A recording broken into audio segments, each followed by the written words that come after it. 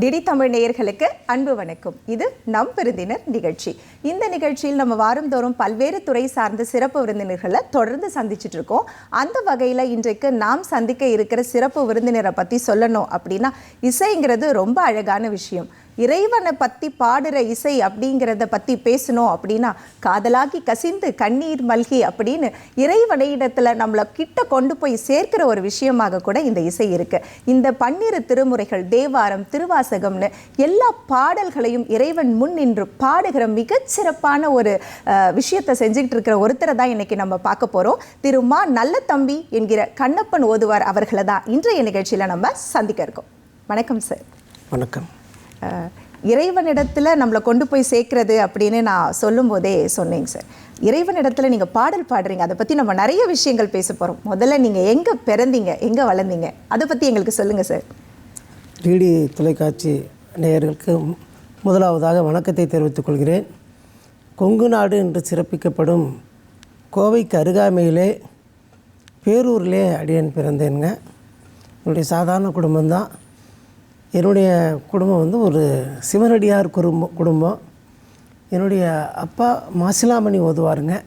என்னுடைய அம்மா லட்சுமி அம்மா.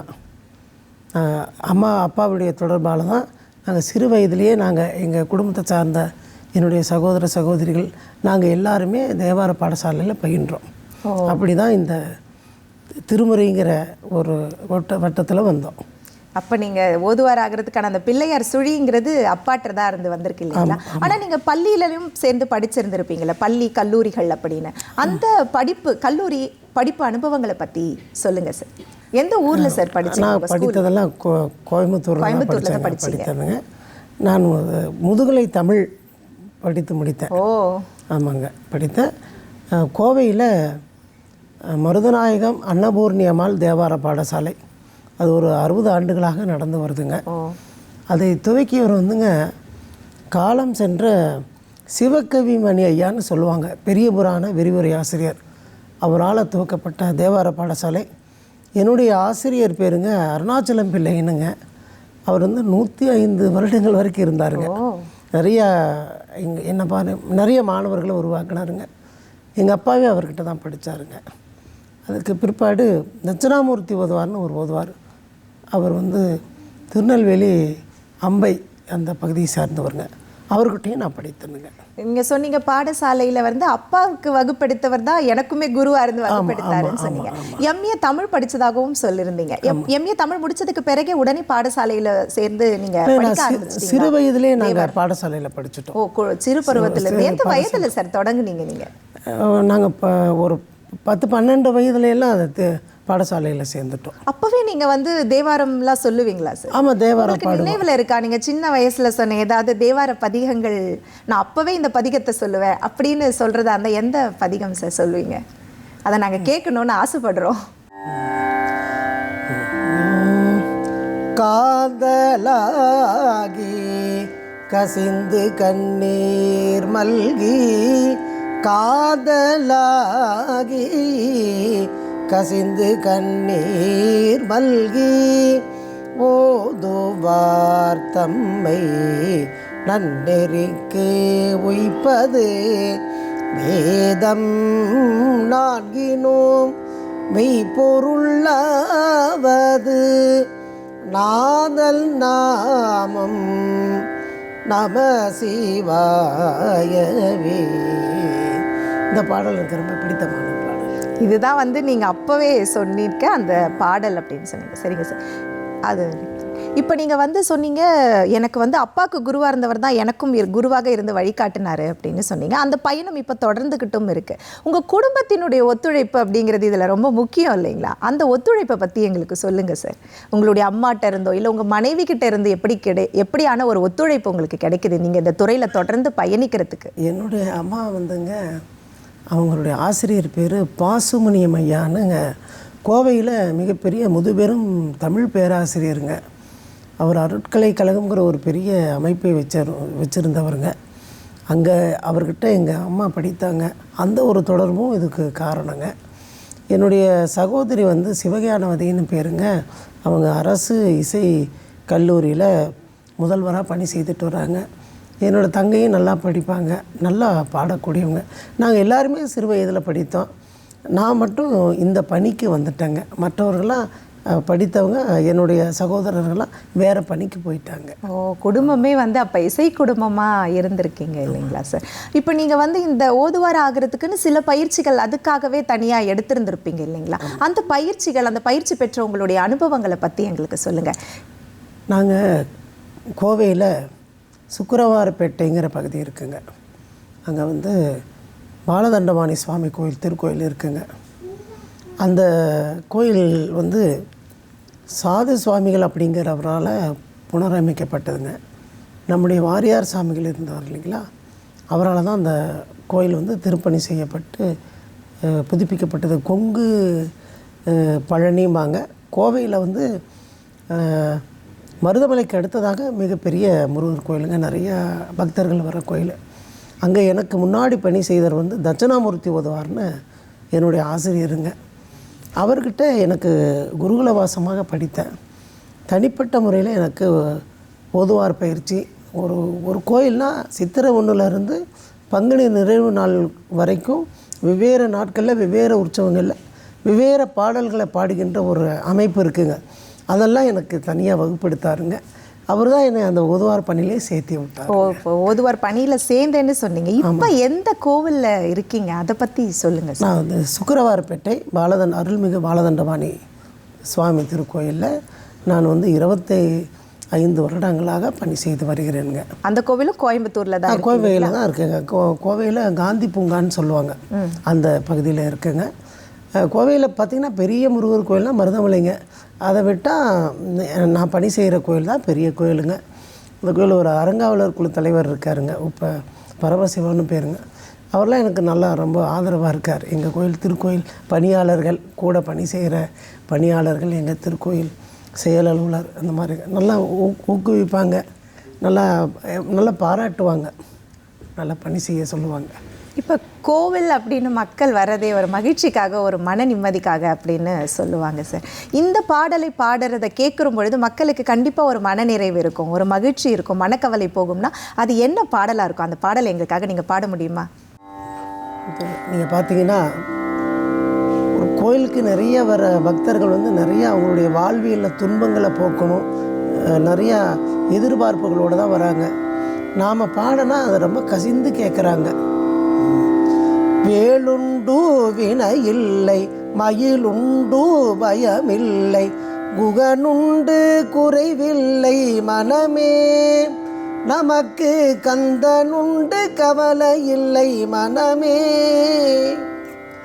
வேலுண்டு வினையில்லை, மயிலுண்டு பயமில்லை, குகனுண்டு குறைவில்லை மனமே, நமக்கு கந்தனுண்டு கவலை இல்லை மனமே. வேலவனே என்று தினம் வேண்டிடும் அடியவர்க்கு, வேலவனே என்று தினம் வேண்டிடும் அடியவர்க்கு, வேண்டுவரோ தந்திடுவான் பாருமே, வேலல் வேண்டுவரோ தந்திடுவான் பாருமே.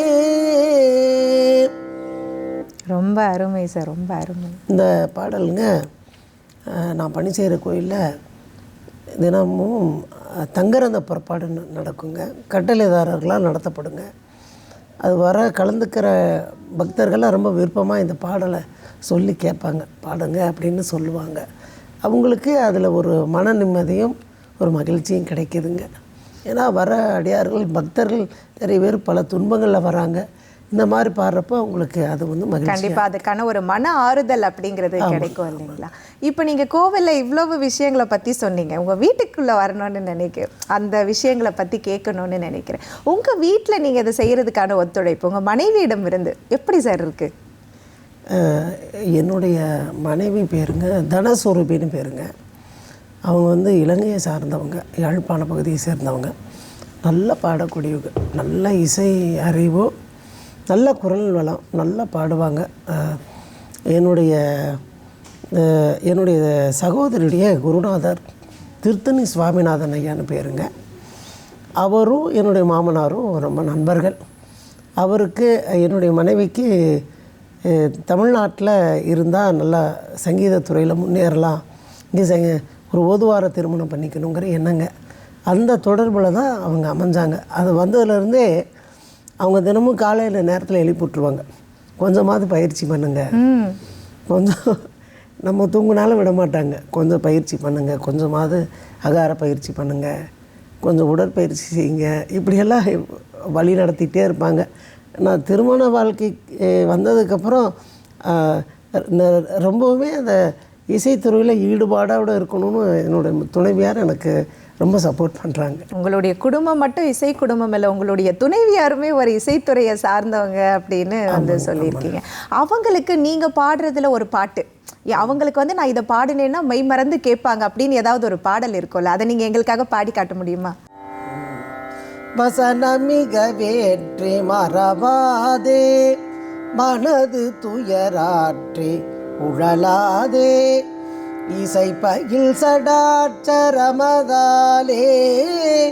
இகபர சௌபாக்கியம் அருள்வாயே, பசுபதி சிவாக்கியம் உணர்வோனே, பழனிமலை வீற்று அருளும் வேளா, அசுரர் கிளை வாட்டி மிக வாழ, அமரர் சிறை மீட்ட பெருமாளே, இகபர சௌபாக்கியம் அருள்வாயே. துணையாக இருக்க நம்ம பக்திங்க. காலை நேரத்தில் எந்திரிச்சு விளக்கு ஏற்றுவாங்க. இந்த பாடல் வந்து அருணகிரிநாதர் அருளி செய்த திருப்புகழ். இந்த பாடலில் வந்து இகபர சௌபாக்கியம் அருள்வாயேன்னு வரனால இதை கட்டாயம் டெய்லி பாடணும்னு சொல்லி தினம் இந்த பாடல் வந்து உங்கள் வீட்டில் ஒழிச்சுக்கிட்டே இருக்கும் இல்லையா, உங்கள் குரலில்? ஆமாங்க. Okay sir. அடுத்து உங்களுடைய குழந்தைகளை பற்றி சொல்லுங்கள் சார். எனக்கு மனைவியை பற்றி சொல்லிட்டீங்க இல்லையா, அவங்க குழந்தைகளை பற்றி? எனக்கு 2 பெண் குழந்தைங்க. ஒரு பெரிய பாப்பா பேர் அறம் வளர்த்த நாயகின்னு பேருங்க. இப்போ தான் 2வது. ரொம்ப அழகான ஒரு தமிழ் பெயர் இல்லை? 2வது பாப்பா பேர் பண்ணின் நேர்மொழியால். இது 2மே பாடல் பெற்ற தலங்களுடைய அம்பாள் பேருங்க. இதெல்லாம் எங்கள் அப்பா வந்து எனக்கு திருமணம் ஆகிறதுக்கு முன்னாடியே ஆண் குழந்தைகள் பிறந்தால் மெய்கண்டார்னு வைக்கணும், பெண் குழந்தைகள் வச்சா இந்த பேர் வைக்கணும் அப்படின்னு என்னை எங்கள் அப்பா பேர் மாசிலாமணிங்க. அவர் என்னை அந்த மாதிரி சொல்லியிருந்தார். அது மறக்காமல் நான் அந்த பேரையும் வச்சேங்க. ஓகே. நீங்கள் இவ்வளவு அழகாக பாடும்போது, இவ்வளவு நிறைவான ஒரு பக்தியை செலுத்தும் போது உங்களுக்கு சில விருதுகளும் கிடைச்சிருக்கு இல்லையா, அந்த அனுபவத்தை பற்றி எங்களோட பகிர்ந்துக்கோங்க சார். முதலாக எனக்கு வந்துங்க, நான் படித்த பாடசாலையில் திருமுறை செல்வர் அப்படிங்கிற ஒரு சான்றிதழ் கிடச்சிதுங்க. எங்களுடைய பாடசாலையில் 5 ஆண்டு படிப்புங்க. அதை முடித்தோன்னே கிடைச்சதுங்க. அதுக்கு நாங்கள் துணைப்பாடமாக ஆன்சிலரி சொல்லுவாங்க, சைவ சித்தாந்தம் படிக்கணும். அதுவும் அடிப்படை படித்தோங்க. முதலாக பேரூர் ஆதீனத்தில் திருமுறை மணி அப்படிங்கிற பட்டம் கொடுத்தாங்க.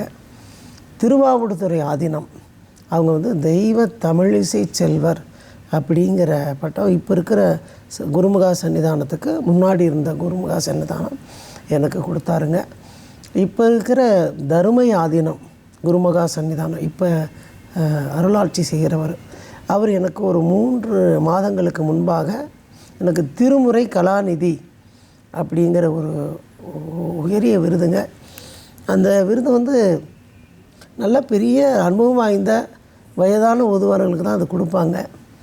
நானே சாமி எனக்கு நான் சின்னவனாக இருக்கேனே, எனக்கு பெரிய அனுபவம் இல்லையான்னு. இப்போ இல்லைப்பா, நீ நிறையா பணி செய்துட்ருக்கிற, நிறைய மாணவர்களை உருவாக்குற, அதனால் அந்த பட்டத்தை கொடுக்குறேன்னு சொன்னாருங்க. திருக்கற்குடிங்கிற ஒரு தலம் திருச்சிக்கு பக்கத்தில் ஒரு 3 மாதங்களுக்கு முன்பாக குடமுழுக்கு நடந்ததுங்க. அந்த விழாவில் வச்சு எனக்கு கொடுத்தாரு. பெரிய கௌரவமாக அதை நான் கருதுகிறேன். ஒரு பவுனில் ஒரு பதக்கம், சால்வை, பணமுடிப்பு எல்லாமே குருமுகா சன்னிதானம் தந்தாருங்க. ரொம்ப சிறப்பு, ரொம்ப மகிழ்ச்சியாகவும் இருக்குது. ஐயா வந்து நீங்கள் சொன்னாருன்னு சொன்னீங்க, நீங்கள் வந்து அடுத்த மாணவர்களுக்கெல்லாமும் வகுப்பு எடுக்கிறீங்கன்னு சொன்னாங்கன்னு சொன்னீங்க. அந்த அனுபவத்தை பற்றி எங்களுக்கு சொல்லுங்கள் சார். நீங்கள் எங்கே வகுப்பு எடுக்கிறீங்க அதை பற்றி எங்களுக்கு சொல்லுங்கள். நான் முதலாகுங்க, நான் படித்த பாடசாலையிலேயே மருதநாயக முதலியார் அன்னபூர்ணி அம்மாள் தேவார பாடசாலை. அது வந்து 60 வருடங்களாக நடந்துட்டு வருதுங்க. என்னுடைய ஆசிரியர் ஒரு 45 வருடங்கள் பணி செய்தாருங்க. நான் ஒரு 20 வருஷமாக பணி செய்கிறேங்க. அங்கே வந்து அதுக்கு அரங்காவலராக திருமதி லலிதாம்பிகைங்கிறவங்க இப்போ பணி செய்துட்டு வராங்க. ஒரு 20-30 குழந்தைங்க படிக்கிறாங்க. தாய்மார்கள் நிறையா பேர் படிக்கிறாங்க. ரொம்ப ஆர்வமாக 60-70 தாய்மார்கள் தினந்தோறும் அவங்க ஆர்வத்துக்கு என்னால் ஈடு கொடுக்க முடியலன்னு தான் சொல்லணும். அவ்வளோ ஈடுபாடாகவும் பயபக்தியோடையும் ரொம்ப தொடர்ச்சியாக வந்து கற்றுக்குறாங்க. கோவைக்கு அருகாமையில் ஆனைக்கட்டிங்கிற பகுதி இருக்குங்க. அங்கே வந்து ஒரு ஆசிரமம் தயானந்த சரஸ்வதி சுவாமிகள்னு அவரோட தொடங்கின ஆசிரமங்க. அவங்களுடைய நகர் வகுப்புன்னு ஒன்று நடக்குதுங்க. அவர் தயானந்த சரஸ்வதி சுவாமிகள் இந்த மாதிரி தேவாரம் பன்னிசையெல்லாம் வந்து மக்களிடம் கொண்டு போகணும், பழமையான பன்னிசையெல்லாம் மக்களிடம் கொண்டு போகணும், ஓதுவார்கள் அதுக்கு பணி செய்யணும்னு நிறைய ஓதுவார்களை அதுக்குன்னு நியமித்து ஈடுபடுத்தினாருங்க. அதில் நானும் ஒருத்தனுங்க. கோவையில் நான் அந்த ஆர்சா வித்யா குருகுலம் சொல்லுவாங்க, அதனுடைய நகர் மையத்தில் நான் வந்து திருமுறை ஆசிரியராக பணி செய்துட்டு வரேங்க. Okay sir. பொதுவாக சொல்லுவாங்க திருவாசகத்துக்கு ஒரு கார், ஒரு வாசகத்துக்கும் ஒரு கார் அப்படின்னு சொல்லுவாங்க இல்லையா? அந்த திருவாசகத்திலிருந்து ஒரு பாடல் எங்களுக்காக பாட முடியுமா சார்? அம்மையே அப்பா ஒப்பிலாமணியே அன்பினில் விளைந்த ஆரமுதே பொய்மையே பெருக்கி பொழுதினை சுருக்கும் புழுத்தலை புலையனேன் தனக்கு செம்மையேயாய சிவபதம் அளித்த செல்வமே சிவபெருமானே இம்மையே உன்னை சிக்கன பிடித்தேன் எங்கு எழுந்து அருளுவது இனியே.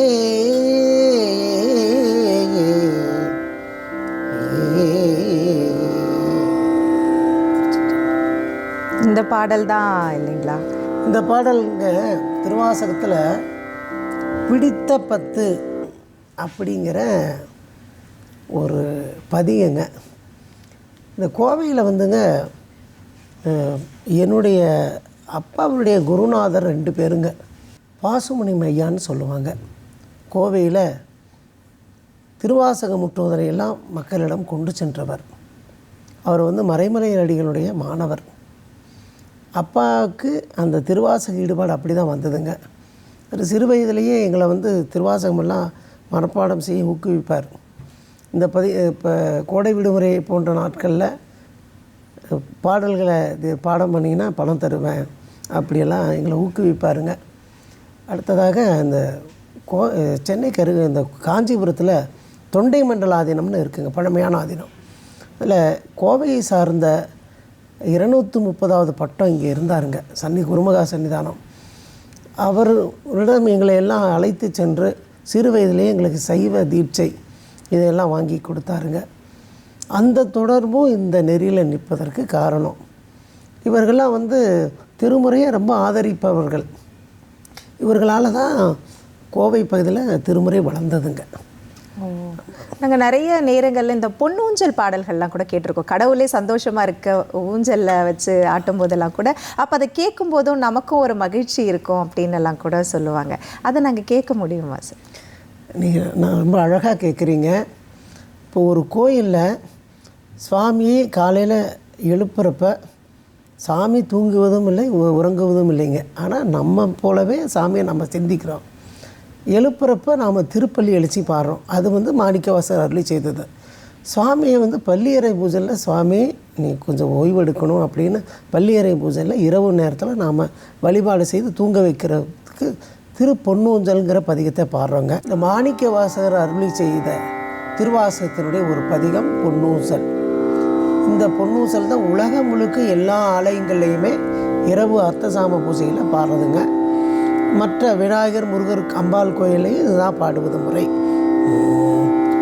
சீரார் பவளங்கால் முத்தம் கயிறாக ஏறாரும் பொற்பலகை ஏறி இனிது அமர்ந்து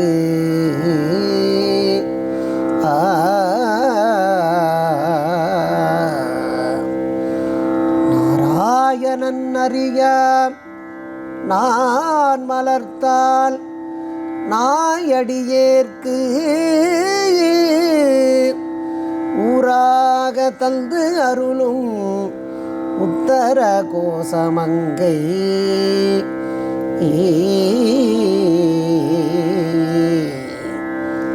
ஆறாமுதில் அருள் தாளினை பாடி போராவேர் கண்மடவீர் பொன்னூசல் ஆடாமோ.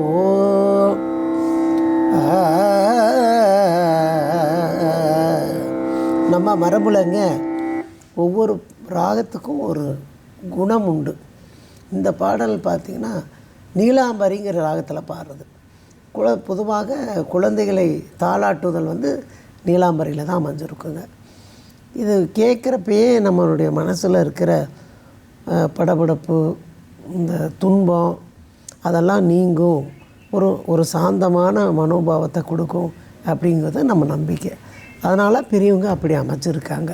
அந்த பாடலில் அந்த ராகத்தில் தான் இந்த பாடலை பாடுவது மரபு. ஓகே சார், நீங்கள் ஓதுவாராக எந்த மாதிரியான பயிற்சிகள் எடுத்துக்கிட்டீங்க, எந்த மாதிரி நீங்கள் உங்களுடைய இசையை கற்க ஆரம்பிச்சிங்கிற விஷயத்துலேருந்து ஆரம்பித்து கோவில்களில் நீங்கள் பாடுற அத்தனை பதிகங்களில் எப்படி பாடுவீங்களோ அது மாதிரி எங்களுக்காகவும் நிறைய பாடல்களையும் நீங்கள் பாடி காண்பித்ததற்கும் உங்களுடைய அனுபவங்களை எங்களோட பகிர்ந்துக்கிட்டதுக்கும் மிக்க நன்றி சார்.